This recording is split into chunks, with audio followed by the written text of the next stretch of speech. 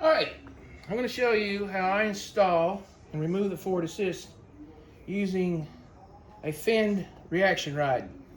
This one is made by Two Unique, but the one made by Midwest Industries will probably work just as well, or any other finned rod. All right, setup and device. Let me first say that I pad everything. I pad all my tools, all my fixtures, anything I put in the vise, it gets either padded with plastic vise jaws or rags. Now, you'll notice on other armor channels, they'll just bolt stuff in the vise and scratch the heck out of it and destroy their tools. My tools get the same level of respect as my guns.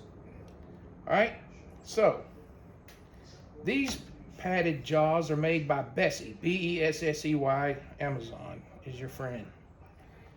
And they're relatively inexpensive and they have magnets. All right, to install the forward assist, we start with the fin down.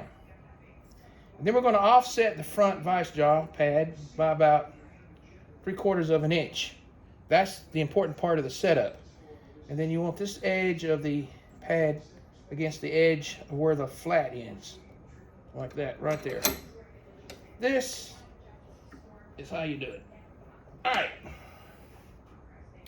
I like to put a little oil on my rods before I install upper receivers. All right. Then we're going to take our upper receiver.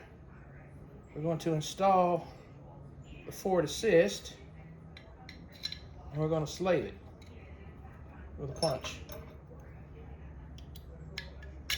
Like that right there. All right. Now we're going to slide it on.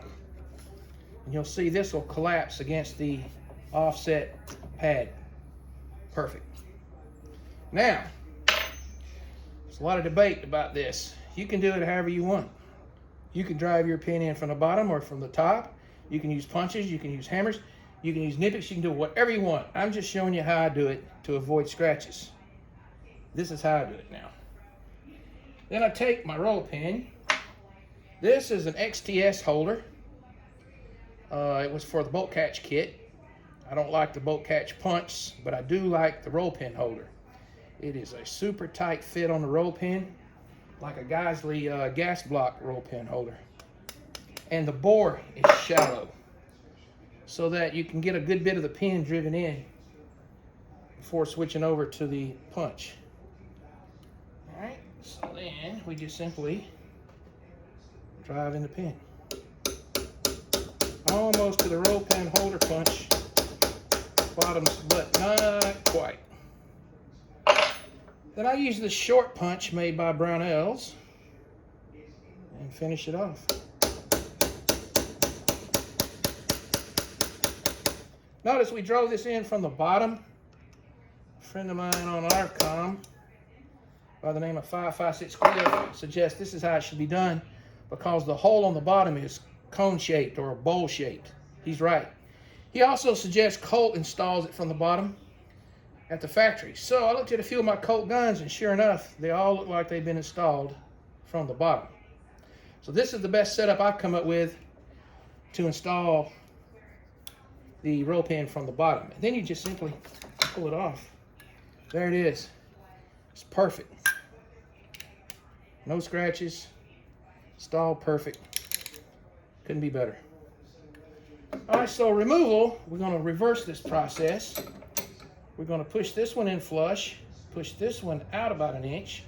We're going to rotate the finned rod so that the fin is at the top.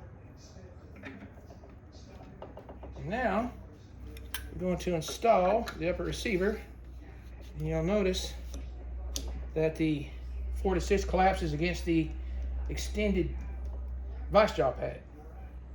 Now, if this has got a C-split roll pin in it from the factory, those can be really hard.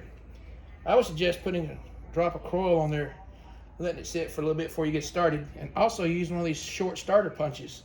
These can be hard to get going. And give it a good smack or two. Once you feel it move, I transition to the long punch.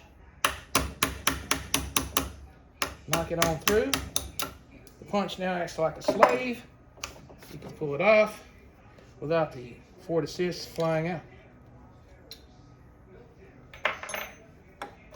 And And that is my latest method of installing and removing the Ford Assist pin, by installing it from the bottom and removing it from the top. The hole at the top is just a flat, square, concentric hole.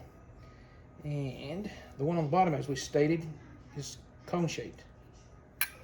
All right. I'm real satisfied with this setup.